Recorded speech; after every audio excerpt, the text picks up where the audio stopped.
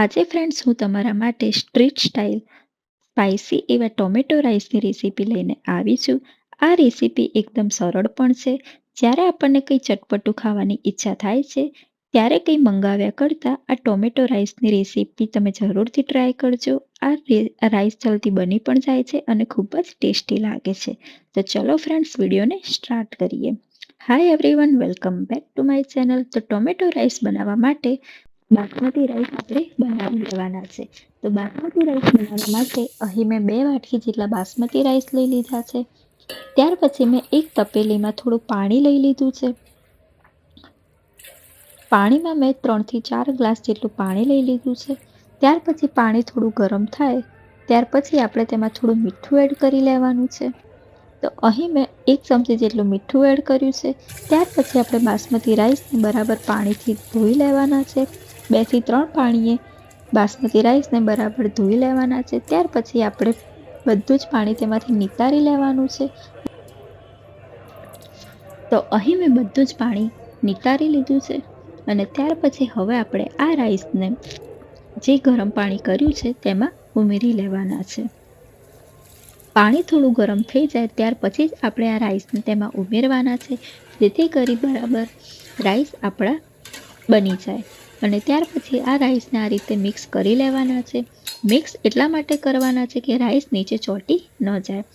અને ફ્રેન્ડ્સ, રાઈસમાં થોડો હલકો એક ઉભરો આવે ત્યાર પછી આપણે તેમાં ઘી ઉમેરી લેવાનું છે. અને ઘી ઉમેરી લીધા પછી રાઈસને બરાબર હલાવી લેવાના છે.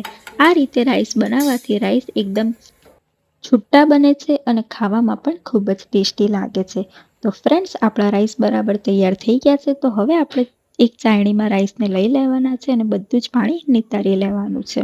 ત્યાર પછી ફ્રેન્ડ્સ, મેં વેજીટેબલમાં થોડા ગાજર લીધા છે, ડુંગળી લીધી છે, ટામેટાં લીધા છે, કેપ્સિકમ મરચાં લીધા છે, લસણ લીધું છે અને લીલા મરચાં લીધા છે. અને તેને આપણે આ જ પીસમાં સુધારી લેવાના છે. ત્યાર પછી એક નોનસ્ટિક પેન લેવાની છે. તેમાં થોડું તેલ ઉમેરી લેવાનું છે અને તેલ બરાબર ગરમ થઈ જાય એટલે તેમાં આપણે ડુંગળીને તળી લેવાની છે. ડુંગળીને તળી લેવાની એટલે કે વધારે પડતી નથી તળવાની. તેને આપણે થોડી બ્રાઉન કલર જેવી થાય ત્યાર પછી આપણે તેને તેલમાંથી નીકાળી લેવાની છે. ડુંગળીને આ રીતે પાતળી જ સુધારવાની છે, જેથી કરી તે તેલમાં ફટાફટ પણ શેકાઈ જાય અને ખાવામાં પણ ખૂબ જ સરસ લાગે. થોડીવાર ધીમા ગેસે ડુંગળીને આપણે શેકાવા દેવાની છે. ત્યાર પછી થોડો ગેસ મીડિયમ કરીને ડુંગળીને બરાબર શેકાવી દેવાની છે. તો ફ્રેન્ડ્સ, તમે જોઈ શકો છો કે ડુંગળીનો સરસ મજાનો બ્રાઉન કલર આવી ગયો છે. તો હવે આપણે તેને તેલમાંથી નીકાળી લેવાની છે. ડુંગળીને વધારે પડતી આપણે બ્રાઉન નથી થવા દેવાની. તેને આ જ રીતે આછી પાતળી બ્રાઉન કલરની થાય એટલે તેને તેલમાંથી લઈ લેવાની છે. હવે ત્યાર પછી ફ્રેન્ડ્સ, આપણે તે જ તેલમાં કેપ્સિકમ, લસણ, ગાજર અને લીલા મરચાંને એડ કરી દેવાના છે અને ટામેટાને આપણે થોડીવાર પછી એડ કરવાના છે. હવે આ વેજીટેબલમાં થોડું આપણે મીઠું એડ કરવાનું છે, જેથી કરી વેજીટેબલ તેલમાં ફટાફટ શેકાઈ જાય. હવે ધીમા જ ગેસે આપણે આ વેજીટેબલને તેલમાં શેકાવા દેવાના છે. 3 થી 4 મિનિટ સુધી વેજીટેબલને તેલમાં શેકાવા દેવાના છે. ત્યાર પછી ફ્રેન્ડ્સ, આપણે તેમાં ટામેટાને એડ કરી દેવાના છે. આ પીસમાં આપણે વેજીટેબલને સુધાર્યા છે એટલે વેજીટેબલ દેખાવમાં પણ સરસ લાગે છે અને પુલાવ આપણો તૈયાર થાય છે ત્યારે પુલાવ પણ દેખાવમાં ખૂબ જ સરસ લાગે છે અને ખાવામાં પણ ખૂબ જ મજા આવે છે. જેટલું આપણું ખાવાનું દેખાવમાં સારું હોય છે તેટલું જ તે ખાવામાં પછી ખૂબ જ મજા આવે છે. તો વેજીટેબલ ફ્રેન્ડ્સ આપણા તેલમાં બરાબર શેકાઈ ગયા છે. હવે આપણે તેને એક ડીશમાં કે કોઈ પણ પ્લેટમાં લઈ લેવાના છે. ત્યાર પછી ફ્રેન્ડ્સ, આપણે થોડું દહીં લેવાનું છે. દહીંમાં આપણે સ્વાદ અનુસાર આપણે જે રેગ્યુલર મસાલા ખાઈએ છીએ તે એડ કરી દેવાના છે. તો અહીં મેં દહીંમાં થોડું લાલ મરચું, ધાણા જીરું પાવડર, હળદર અને મીઠું એડ કરી લીધું છે. ત્યાર પછી મારો એક સિક્રેટ મસાલો છે, જેની રેસીપી તમને જોઈતી હોય તો મને કમેન્ટ કરીને અવશ્ય કહેજો. તે મસાલો પણ મેં એડ કરી લીધો છે. અને ત્યાર પછી જે આપણે વેજીટેબલને તેલમાં ફ્રાય કર્યા હતા તે બધા જ વેજીટેબલને આપણે આ દહીંમાં ઉમેરી લેવાના છે. હવે તેને પણ આપણે બરાબર દહીં સાથે મિક્સ કરી દેવાના છે.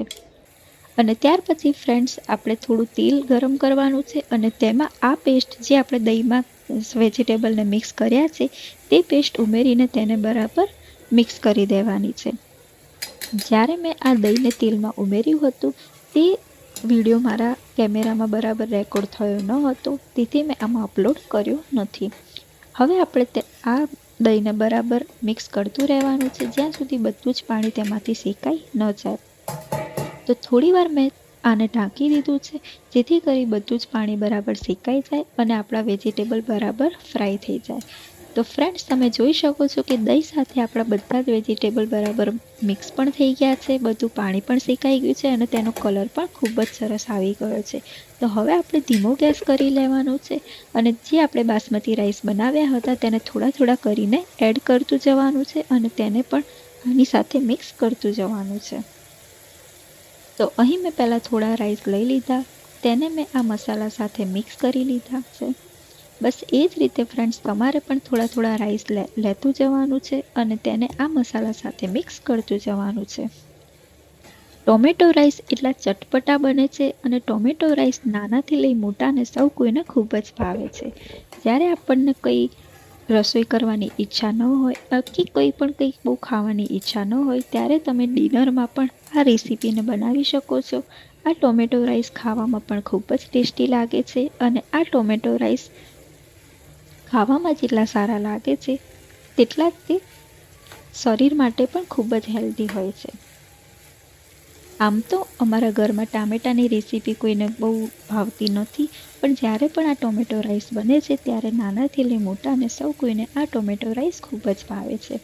તો ફ્રેન્ડ્સ, આ ટોમેટો રાઈસ તમે ઘરે પણ અવશ્ય એકવાર ટ્રાય કરજો અને આ ટોમેટો રાઈસની રેસીપી તમને કેવી લાગી તે પણ મને કમેન્ટ કરીને અવશ્યથી કહેજો. તો હવે ફ્રેન્ડ્સ, આપણા બધા જ રાઈસ બરાબર મિક્સ થઈ ગયા છે. તો હવે આપણે જે ડુંગળીને ફ્રાય કરીને અલગથી રાખી હતી તે ડુંગળીને પણ આપણે તેમાં એડ કરી દેવાની છે અને તેને પણ બરાબર રાઈસ સાથે મિક્સ કરી દેવાની છે.